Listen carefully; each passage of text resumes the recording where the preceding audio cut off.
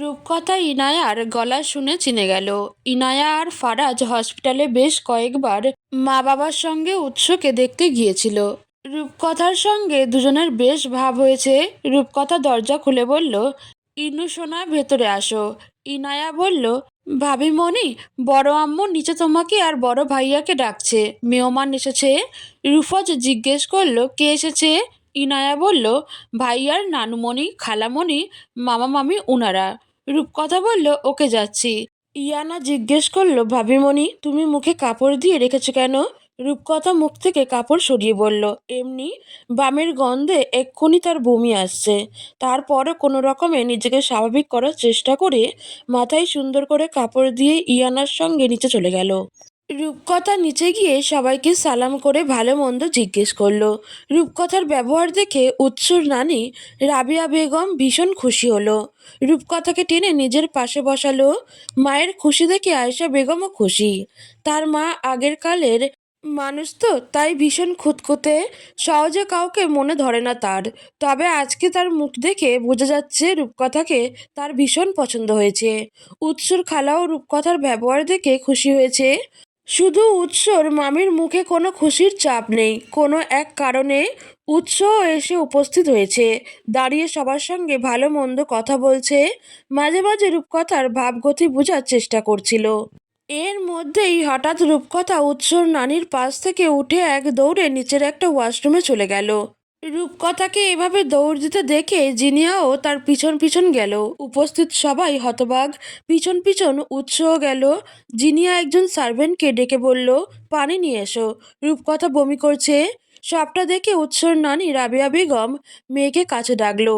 এরপর ফিসফিস করে জিজ্ঞেস করলো, আয়েশা, চুলায় এখন কি রান্না হচ্ছে রে? আয়েশা বেগম বলল, মাছ। রাবেয়া বেগম বলল, তোর বৌমা কি মাছের গন্ধ সহ্য করতে না পেরে বমি করলো? আয়েশা বেগম কি বলবে বুঝতে পারছে না। রাবেয়া বেগম বলল, আমার তো মনে হচ্ছে সুখবর আসতেছে।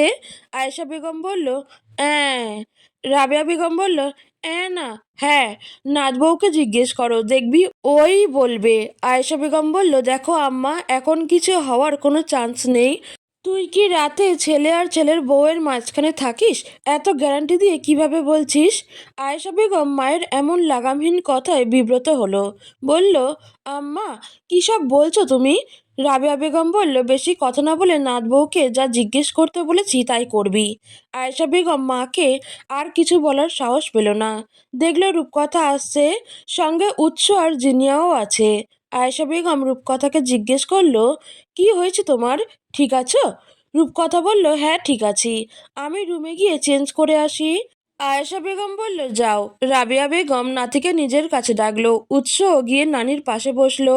রাবেয়া বেগম ফিসফিস করে জিজ্ঞেস করলো, কি ভাইজান, কোনো সুখবর তো খবর আছে নাকি? উৎস ফিসফিস করে জিজ্ঞেস করলো, কোন ধরনের সুখবর শুনতে চাচ্ছ তুমি? রাবেয়া বেগম বলল, ওই যে নবদম্পতি থেকে যেটা সবাই শুনতে চায়। উৎস বলল, ও হ্যাঁ, সুখবর তো একটা আছেই। রাবেয়া বেগম খুশি হলো, জিজ্ঞেস করলো, আলহামদুলিল্লাহ, এত তাড়াতাড়ি সুখবর দিয়ে দিবে আমি ভাবতেও পারিনি ভাইজান। উৎস বলল, না না, ভাবতে না পারার কি আছে, এখন বলো তুমি রেডি তো? রাবেয়া বেগম জিজ্ঞেস করলো, কিসের জন্য? উৎস বলল, বিয়ের জন্য। রাবেয়া বেগম জিজ্ঞেস করলো, কার বিয়ে? উৎস হেসে বলল, কার আবার, তোমার। আর সুখবরটা হলো এটাই যে আমি তোমার বিয়ের জন্য পাত্র খুঁজতেছি। রাবেয়া বেগম উৎসর চুল টেনে বলল, বান্দর কোথাকার, দাঁড়াও না, আমি নাত বউকে বলবো তো তোমার এসব দুষ্টুমির কথা। উৎস হেসে এক হাত দিয়ে নানির গাল টেনে বলল, সুন্দরী, তুমি যে সুখবর শুনতে চাচ্ছ তা আগামী 5 বছরেও শুনতে পারবে না, তাই আশা রেখো না। রাবেয়া বেঘরে বলল, আশা রাখলে ক্ষতি কি ভাইজান, আশায় বাঁচে চাষা, জানো তো। উৎস কিছু বলল না। রূপকথাও ততক্ষণে চেঞ্জ করে নিচে চলে এসেছে। আয়েশা বেগম রূপকথাকে জিজ্ঞেস করলো, হঠাৎ কি হয়েছে তোমার? ঠিক আছে তুমি? রূপকথা বলল, কোমরে বাম লাগিয়েছিলাম, বামের গন্ধ আমার সহ্য হয় না, তাই বমি করে দিয়েছি, এছাড়া অন্য কিছু না। রূপকথার কথা শুনে আয়েশা বেগম হাসবে না কাঁদবে বুঝতে পারছে না। তিনি শিওর এই কথা শুনলে তার মায়ের মনটা মুহূর্তেই ভেঙে চুরমার হয়ে যাবে। উৎসর নানি ছাড়া বাকি সবাই বিকেলে চলে গেছে। উৎসর কাজিনদের সঙ্গে রূপকথা আলাপ করছে। সবাই তার মতো মিশুক প্রকৃতির।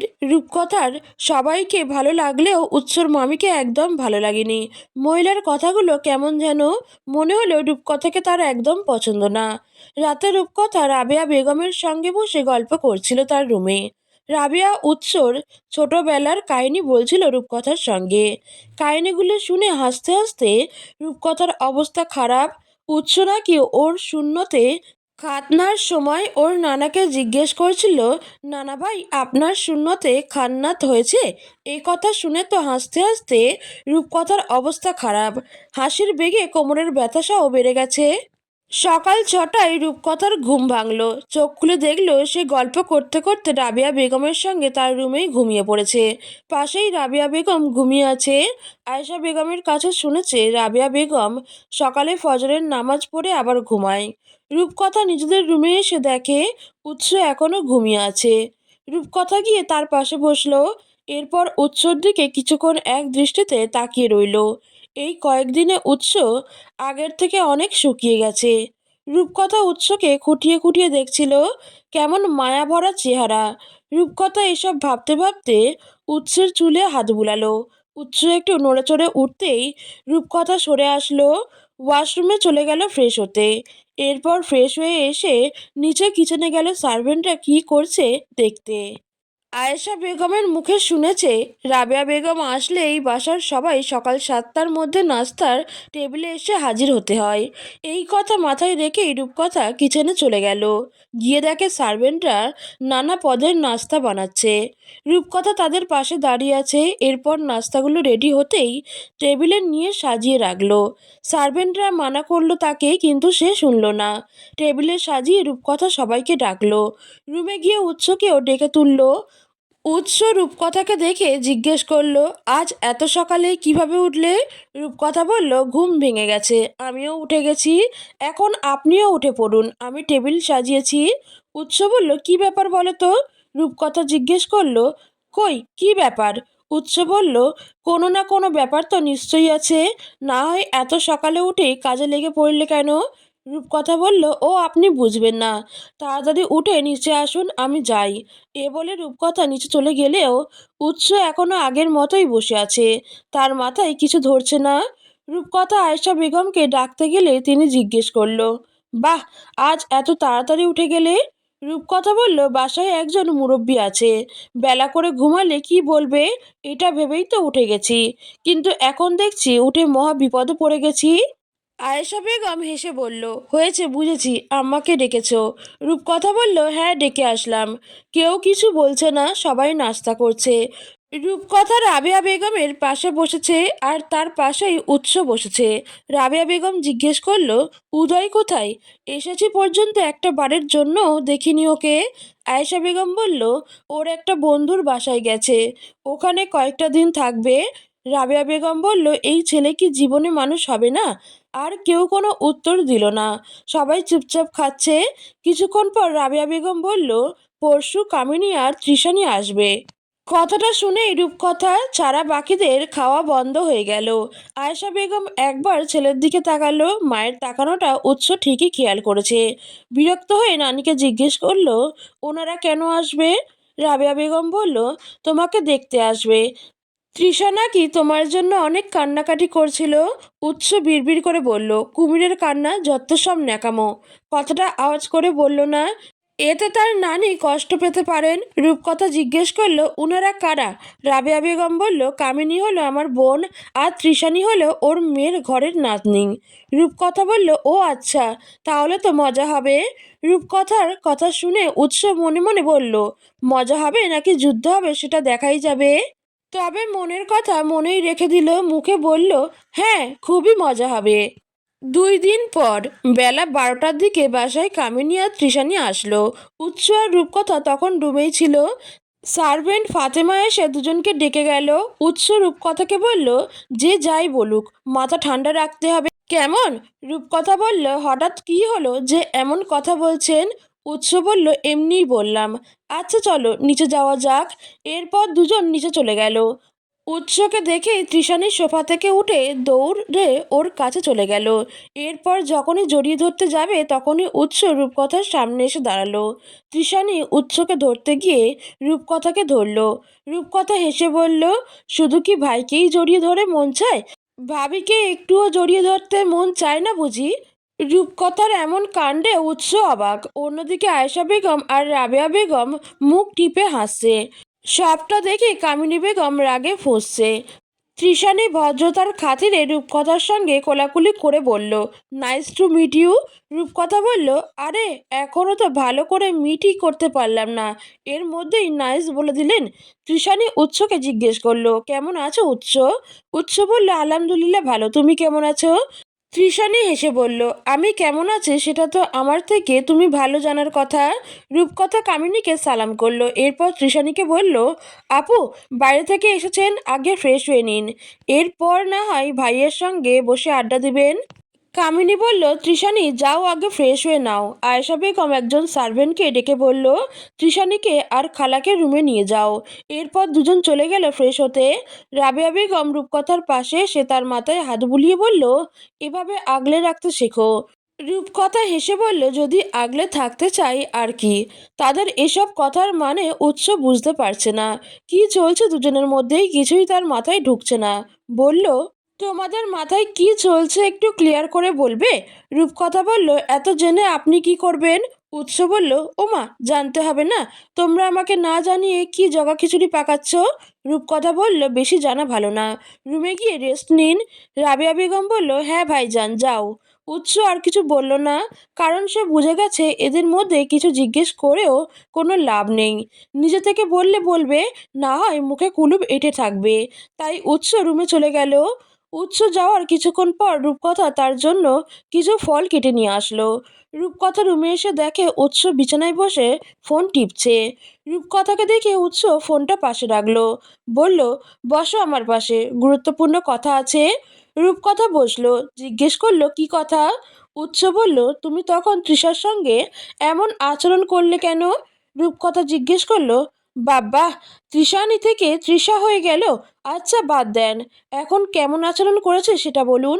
উৎস বলল, হঠাৎ কি মনে করে আমার সামনে এসে ওকে জড়িয়ে ধরলে? রূপকথা জিজ্ঞেস করলো, আপনাকে জড়িয়ে ধরতে দেয়নি বলে কি খুব কষ্ট হচ্ছে? উৎস বিরক্ত হয়ে বলল, সবসময় বাজে কথা, তোমাকে নানি কি বলেছে? রূপকথা জিজ্ঞেস করলো, কি বলবে? উৎস বলল, তৃষার সম্পর্কে কিছুই বলেনি। রূপকথা বলল, কি আশ্চর্য, কিছু বলার ছিল নাকি? উৎস বলল, নাটক করছো? রূপকথা বলল, একদমই না। উৎস জিজ্ঞেস করল, তুমি জানতা না তৃষা আমার জন্য বিয়ে করেনি? রূপকথা বলল, না, মাত্র শুনলাম। উৎস বলল, আচ্ছা। রূপকথা বলল, আর কিছু বলবেন? উৎস বলল, না। রূপকথা নিচে চলে গেল। ও যেতেই উৎস নিজে থেকে বলল, আমি জানি তুমি সব জানো, তুমি সব জেনে শুনেই ছলনা করছো আমার সাথে। তৃষানি কামিনীকে বলল, গ্র্যান্ড মমি, আমি কি সত্যিই কোনোদিনও উৎসকে পাবো না? আমি কি ওকে চিরতরের জন্য হারালাম? কামিনী বলল, তুমি বলেছিলে বাংলাদেশে এসে তুমি কোনো প্রকার সিন ক্রিয়েট করবে না। তুমি লাস্ট একটা সুযোগ চেয়েছিলে, আমি সে সুযোগ দিয়েছি তোমাকে। উৎসকে পাওয়ার ইচ্ছে থাকলে এবারই আসল মাইর দাও, আর না হয় ওকে ভুলে যাও। তৃষানি বলল, আমি কি করব কিছুই বুঝতে পারছি না। 25 বছর জীবনে আমি ওকে ছাড়া কাউকে ভালোবাসতে পারিনি। এই কথাটা আমি পুরো দুনিয়াকে বোঝাতে পারলেও ওকে পারিনি। কামিনী বলল, ঠিক আছে, লাস্ট একবার চেষ্টা করে দেখো যদি কিছু হয়। তৃষানি বলল, জানো গ্র্যান্ডমামি, আমি উৎসকে পাইনি এটা নিয়ে আমার আগেও কষ্ট থাকলেও আফসোস ছিল না, কিন্তু ও দ্বিতীয় বিয়ে করার পর থেকে আমার আফসোস হতে শুরু করলো। আমি ওকে এত করে চেয়েও পেলাম না, অথচ দেখো, রূপকথা মেয়েটা না চাইতেও ওকে পেয়ে গেল। এই আফসোস বুকে চেপে আমি কিভাবে বাকি জীবন পার করব? কামিনী বলল, শান্ত হও, এত অস্থির হচ্ছ কেন? দুজনের কথার মাঝখানে দরজায় রূপকথা টোকা দিল। বলল, আসতে পারি? কামিনী জিজ্ঞেস করলো, কি চাই? রূপকথা হেসে বলল, কিছু চাইতে আসেনি, আপনাদের নিচে নাস্তা করতে ডাকছে। তৃষানি একটু হাসার চেষ্টা করে বলল, এই তো যাচ্ছি আমরা। রূপকথা বলল, জি আসুন। এটা বলে রূপকথা চলে গেল। কামিনী তৃষানিকে বলল, এখানে আমরা যে কদিন আছি সেই কদিনই যা করার করে নাও। তৃষানি বলল, কিছু করেও কি লাভ হবে? আমি কি ওকে সত্যিই পাবো? কামিনী বলল, চেষ্টা করতে ক্ষতি কি? তৃষানি বলল, আজকের এত বছর ধরে চেষ্টা করতে করতে আমি ক্লান্ত। কামিনীর নাতনিকে সান্ত্বনা দিয়ে বলল, ওস্তাদের মায়ের শেষ মাইর, ধরে নাও এটাই তোমার শেষ মাইর। লাস্ট একবার চেষ্টা করতে ক্ষতি কি? তৃষানি বলল, ঠিক আছে, চলো এখন। 2 দিন পর সকালে তৃষানি, কামিনী, আয়েশা, রাবিয়া বেগম এবং ফারুক সাহেব বসে নাস্তা করছিল। উৎস এখনো নিচে নামেনি, তাই রূপকথাও এখনো বসেনি। উৎস আসলে তার সঙ্গে বসবে, তাই আপাতত রূপকথা কাজ করছে। কিচেন থেকে খাবার এনে টেবিলে রেখে যাচ্ছে। রূপকথা কিচেন থেকে একটা বাটি নিয়ে আসছিল। টেবিলের পাশে আসতেই তৃষানি নিজের পা বের করে রূপকথার পায়ে ঠেসে দিল। এতে রূপকথার সামনের একটা চেয়ারের সঙ্গে মাথা লেগে আঘাত পেল। হাতে থাকা কাচের বাটিটা মাটিতে পড়ে ঝনঝন করে ভেঙে গেল। কিছু ভাঙার ঝনঝন শব্দ শুনে উৎস দ্রুত নিচে এসে দেখে রূপকথা সোফায় বসে আছে। তার কপালে আলু উঠে গেছে। তার এক পাশে বসে আয়েশা বেগম তার কপালে বরফ ঘষছে। অন্য পাশে রাবেয়া বেগম বসে আছে। উৎস দ্রুত রূপকথার সামনে গিয়ে জিজ্ঞেস করলো, কি হয়েছে? ও এত জোরে ব্যথা পেল কিভাবে? তৃষানি এগিয়ে এসে উৎসর গা ঘেঁষে দাঁড়িয়ে বলল, আসলে ও অনেক বেশি এক্সাইটেড হয়ে দ্রুত কাজ করছিল তো, তাই হঠাৎ কিভাবে যেন স্লিপ কেটে পড়ে গেছে। রূপকথা বলল, আপু মিথ্যা কথা কেন বলছেন? আপনি নিজে তো ইচ্ছে করে পা মেরে দিয়েছেন আমাকে। উৎস বলল, কি? কামিনী রূপকথাকে ধমক দিয়ে বলল, এই মেয়ে, তুমি আমার নাতনির নামে মিথ্যা কথা বলছো কেন? আয়েশা বেগম বলল, খালা, ও মিথ্যা কথা কেন বলবে? হয়তো সত্যিই কোনোভাবে ভুলে তৃষার পায়ের সঙ্গে ওর পা লেগে গেছিল। তৃষানি বলল, এসব কি বলছো খালামণি? আমি কেন ওকে ইচ্ছে করে ফেলে দিতে যাব? উৎস বলল, আচ্ছা, যা হওয়ার হয়ে গেছে। রূপকথা রুমে এসো, আমি ওষুধ লাগিয়ে দেব। তৃষানি বলল, সার্ভেন্টদের কাউকে বলে দাও, ওরাই তো লাগিয়ে দেবে। তুমি বরং আমার সাথে বসো, একটু গল্প করি।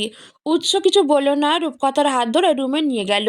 রুমের দরজা লক করে রূপকথাকে বিছানায় বসালো। এরপর ড্রয়ার থেকে মলম নিয়ে বলল, সত্যিই কি তোমাকে তৃষা পা মেরে দিয়েছে?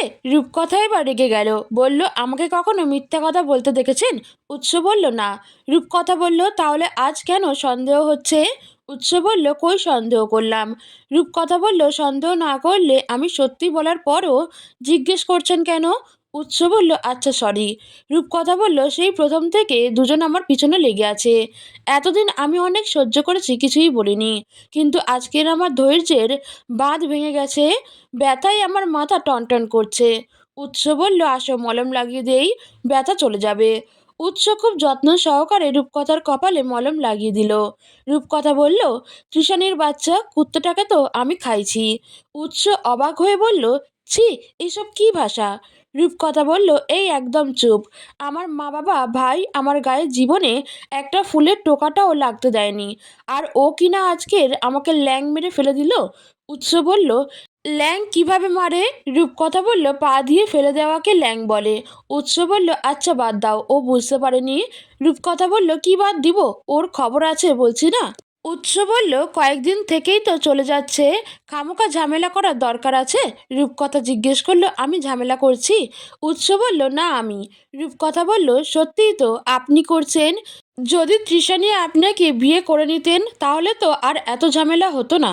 উৎস বলল, এখনো সময় আছে, তোমার অনুমতি পেলে বাকি রাখা কাজটা সম্পূর্ণ করতে পারি। আফটার অল 4 বিয়ে তো সুন্নত। রূপকথা উৎসের দিকে তাকিয়ে মিষ্টি হাসি দিয়ে বলল, হ্যাঁ অবশ্যই, আর আল্লাহর নামে কোরবানি দেওয়াও কিন্তু জায়েজ। মনে আছে তো? উৎস কিছু বলল না, শুধু হাসলো। তবে রূপকথার কপালের আলু দেখে তার খারাপ লাগছে। রূপকথা যে মিথ্যা বলছে না সেটা উৎস বেশ বুঝতে পারছে। রূপকথা যেগুলো বলছে এগুলো কোনোটাই তৃষানের দ্বারা অসম্ভব নয়। তৃষানি একটা মারাত্মক রকমের সাইকো, কিন্তু কথাটা তার পরিবারই বুঝতে চায় না। উৎস রূপকথাকে বলল, তুমি একটু রেস্ট নাও, আমি আসছি। রূপকথা জিজ্ঞেস করলো, কোথায় যাচ্ছেন? বাইরে কোথাও গার্ড ছাড়া গেলে কিন্তু খবর আছে। উৎস বলল, ওকে ম্যাডাম। উৎস নিচে গিয়ে ফাতেমাকে দিয়ে রূপকথার জন্য ব্রেকফাস্ট আর ওষুধ পাঠালেন। রূপকথা ফাতেমাকে জিজ্ঞেস করলেন, উনি কোথায় গেছে? ফাতেমা বলল, বাইরে কোথাও যায়নি ম্যাম, আশেপাশেই কোথাও আছে। রূপকথা আর কিছু বলল না। এর মধ্যে ফাতেমাও চলে গেল। ফাতেমা যাওয়ার কিছুক্ষণ পর রুমে তৃষানি এসে ঢুকলো। রূপকথাকে জিজ্ঞেস করলো, ব্যথা লাগছে? রূপকথা বলল, না, খুব আরাম লাগছে। কেন এসেছেন আমার রুমে? তৃষানি বলল, ও রিয়েলি তোমার রুম? রূপকথা বলল, না, আপনার নানির রুম। তৃষানি বলল, এই মেয়ে, মুখ সামলে কথা বলো। রূপকথা বলল, আমার মুখ আমার ইচ্ছে, আমার যা মন চায় তাই বলবো, আপনার সমস্যা আছে? তৃষানি বলল, এত বেয়াদব কেন তুমি? রূপকথা বলল, বেয়াদবি কি করেছি আপনার সঙ্গে? তৃষানি রেগে বলল, বড়দের সঙ্গে কিভাবে কথা বলতে হয় সেটা জানিস না, আবার বড় বড় কথা বলছো? রূপকথা বলল, এই মহিলা একদম তুই তুকারি করবেন না। তৃষানি বলল, আমার মুখ আমার ইচ্ছা। রূপকথা বলল, কপিবাজ।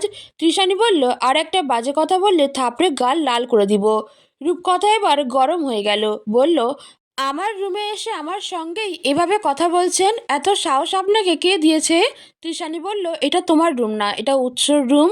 রূপকথা বলল, আপনি যে উৎসের কথা বলছেন, সে উৎসও কিন্তু আমারই। এ কথা শুনে তৃষানির হৃৎস্পন্দন থমকে গেল। নরম হয়ে বলল, আমি ওকে ভালোবাসি। রূপকথা বলল, তো আমি কি করব? তৃষানি বলল, ওর জীবন থেকে চলে যাও। রূপকথা বলল, আপনি কে যে আপনার কথা শুনবো?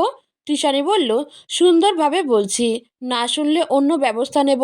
রূপকথা বলল, কি করতে পারবেন জানা আছে, আজকের এত বছরে কিছু করতে পারেননি, এখন পারবেন ভাবছেন? তৃষানি বলল, অভদ্র মেয়ে। রূপকথা বলল, অভদ্র হয়েছি আমি উৎসের প্রেমে পড়ে। তৃষানি বলল, ভালোভাবে বললাম শুনলে না, এবার দেখো আমি কি করি। রূপকথা বলল, বলেছি তো কি করতে পারবেন জানা আছে আমার, সাইকো একটা। রাগে অপমানে তৃষানি আর দাঁড়িয়ে না থেকে রুম থেকে বেরিয়ে গেল। রুম থেকে বের হতেই দেখে উৎস আসছে। উৎসকে দেখে তৃষানি আবার রূপকথার সামনে এসে দাঁড়ালো। এরপর বিছানার পাশে টি টেবিল থেকে একটা ফুলদানি নিয়ে নিজের মাথায় সোজা করে মারা দিল। বাড়িটা এতটাই জোরে লেগেছিল যে সঙ্গে সঙ্গে রূপকথার কপালে আলু উঠে গিয়েছিল। তৃষানি ফুলদানি হাত থেকে ফেললে কান্না করতে লাগলো। রূপকথা তার এমন কাণ্ডে অবাক হতবুদ্ধি। উৎস রুমে এসে দেখে তৃষানি নিচে বসে কান্না করছে। উৎস দ্রুত পায়ে দুজনের সামনে এসে দাঁড়ালো, জিজ্ঞেস করলো, কি হয়েছে? তৃষানি ন্যাকা কান্না করে বলল, দেখো না উৎস, আমি রূপকথাকে দেখতে এসেছিলাম, কিন্তু ও আমাকে ভুল বুঝে আমার মাথায় ফুলদানি দিয়ে মারা মেরেছে। উৎস রূপকথার দিকে তাকাতেই রূপকথা বলল, আপনার 4 বিয়ের কসম, আমি ওনাকে কিছুই করিনি, যা হয়েছে উনি নিজেই করেছে।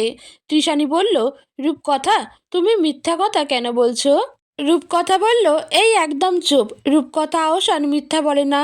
তৃষানি উৎসকে বলল, উৎস, তুমি নিজেই বলো না, এভাবে কেউ নিজেকে আঘাত করতে পারে? রূপকথা বলল, সাধারণ মানুষ না পারলেও সাইকোরা ঠিকই পারে, যেমন আপনি পেরেছেন। উৎস পরে মহা বিপদে দুজনকে কড়া গলায় বলল, চুপ করো দুজন। আর তৃষা, তুমিও রুমে যাও, আমি সার্ভেন্ট কাউকে ডেকে দিচ্ছি, সে তোমার মাথায় বরফ লাগিয়ে দিবে। তৃষানি উৎসের হাত ধরে আহ্লাদি কণ্ঠে বলে, তুমিই লাগিয়ে দাও না প্লিজ। উৎস বলল, আমার কাজ আছে। এ বলে উৎস তৃষানিকে কিছু বলার সুযোগ না দিয়ে সার্ভেন্ট ফাতেমাকে ডেকে দিল।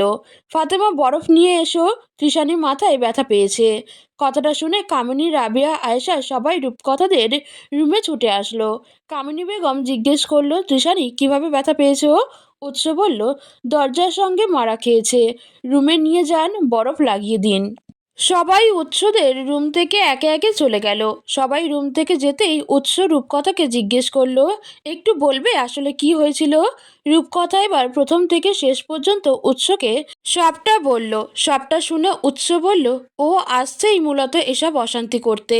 রূপকথা বলল, ওর কত সাহস, ও আমাকে বলছে আপনার জীবন থেকে চলে যেতে। উৎস বলল, তুমি কি বলেছ? রূপকথা বলল, আমিও ওকে 1-2টা মন্দ কথা শুনিয়ে দিয়েছি।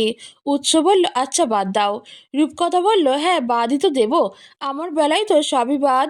উৎস বলল, তাহলে কি চাও তুমি? আমি গিয়ে এখন তৃষানির সঙ্গে ঝগড়া করি? রূপকথা বলল, তা কখন বললাম, আর আমি থাকতে আপনি ঝগড়া করবেন কেন?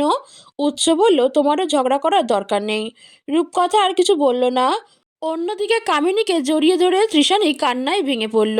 কামিনী বলল, তুমি এত কাঁচা কাজ কিভাবে করলে? তৃষানি বলল, বিলিভ মি গ্র্যান্ডমমি, আমি বুঝতে পারিনি বাড়িটা মাথায় এত জোরে লাগবে। কামিনী বলল, দেখো তো কেমন ফুলে গেছে, তোমার মা দেখলে তো আমাকেই বকাঝকা করবে। তৃষানি বলল, না মম দেখবে না। কামিনী বলল, উদয়কে একটা কল দিয়ে বাসায় আসতে বলো, আমি শুনেছি উদয় নাকি রূপকথাকে একদম সহ্য করতে পারে না। তৃষানি বলল, ও রূপকথাকে সহ্য করতে না পারলে আমাদের কি? কামিনী বিরক্ত হয়ে বলল, এই বুদ্ধি নিয়ে তুমি এত বছর ধরে উৎস যাওয়াদের বউ হওয়ার জন্য লাফিয়ে মরছো? তৃষানি কিছু বলল না। কামিনী বলল, তোমার শত্রুর শত্রু মানেই তোমার বন্ধু। তোমার এখন উদয়কে গুটি বানাতে হবে। তৃষানি বলল, ওকে, আমি এক্ষুনি উদয়কে কল দিচ্ছি। তৃষানি উদয়কে অনেকক্ষণ কল দেওয়ার পর উদয় কল রিসিভ করলো। উদয় ঘুম ঘুম কণ্ঠে জিজ্ঞেস করলো, কে? তৃষানি বলল, আমি। উদয় বলল, আমিটা কে? নাম নেই। তৃষানি বলল, আমি তৃষানি, এবার চিনতে পেরেছো? উদয় বলল, লন্ডনের তৃষানি? তৃষানি বলল, হ্যাঁ। উদয় বলল, ও আচ্ছা, কেমন আছো? তৃষানি বলল, তোমার ভাই যেমন ডেকেছে তেমনই আছি। কোথায় তুমি? উদয় বলল, ফ্রেন্ডের বাসায়। তৃষানি জিজ্ঞেস করলো, বাসায় আসবে না? উদয় জিজ্ঞেস করলো, বাসায় মেহমান কে কে আছে এখন? তৃষানি বলল, গ্র্যান্ডমমি, আমি বিগ গ্র্যান্ডমমি। উদয় জিজ্ঞেস করলো, আচ্ছা, তার আগে বলো আমাকে বাসায় যেতে বলছো কেন? আর তুমিই বা হঠাৎ কেন আমাদের বাসায় আসলে? কাহিনী কি? তৃষানি বলল, সব বলবো আমি, বাসায় আসো। উদয় বলল, সময় লাগবে আসতে, আমি ঘুমাচ্ছি। তৃষানি বলল, আচ্ছা, তবুও আসো। উদয় আসবে বলে কল কেটে দিল। কল কাটতেই কামিনী বলল, ও আসলে তিনজন মিলে দারুণ একটা প্ল্যান করতে হবে। এরপর সেই মোতাবেক আগাতে হবে। ভালোবেসে যখন নিজের করে পাওনি, তখন কঠোর হয়ে অন্য ব্যবস্থা নিয়ে দেখো। তৃষানি বলল, ঠিক বলেছ গ্র্যান্ডমামি, এটাই করতে হবে। রাতে উদয় বাসায় আসলো। এসে কারোর সঙ্গে কোনো কথা না বলে সোজা তৃষানির সঙ্গে দেখা করতে তার রুমে চলে গেল। এরপর কামিনী সহ তিনজন মিলে অনেক প্ল্যান করলো। শেষে উদয় তৃষানিকে বলল, তোমার এখন যেটা করতে হবে সেটা হলো ভাইয়ার থেকে বেশি বেশি সিম্পাতি গেইন করতে হবে। ভাইয়ার আশেপাশে বেশি থাকতে হবে। বুঝতে পারছো? তৃষানি বলল, ওকে, আই ট্রাই মাই বেস্ট। এরপর উদয় আবার ফ্রেন্ডের বাসায় চলে গেল। সে এখন বাসায় কারোর মুখোমুখি হতে চাচ্ছে না। তা যেভাবে এসেছিল সেভাবেই চলে গেল। পরদিন রাত 2টা। জাওয়াত কুঞ্জের সবাই ঘুমিয়ে আছে। রূপকথার উৎস গভীর ঘুমে আচ্ছন্ন। হঠাৎ কার যেন কান্নার শব্দ শুনে উৎসর ঘুম ভেঙে গেল। পাশ থেকে আলো জ্বালানি দেখে রূপকথা তার বুকে হাত রেখে তার দিকে মুখ করে ঘুমিয়ে আছে। উৎসর আস্তে করে রূপকথার হাতটা নিজের বুক থেকে সরিয়ে উঠে বসতেই আবারও সেই কান্নার শব্দ শুনল। উৎস উঠে রুম থেকে বের হয়ে দেখলো শব্দটা তাদের পাশের রুম থেকে আসছে, যে রুমে তৃষানি আছে। বরাবরই এই বাসায় আসলে তৃষানি উৎসর পাশের রুমটায় থাকে। এবারও তার ব্যতিক্রম হলো না।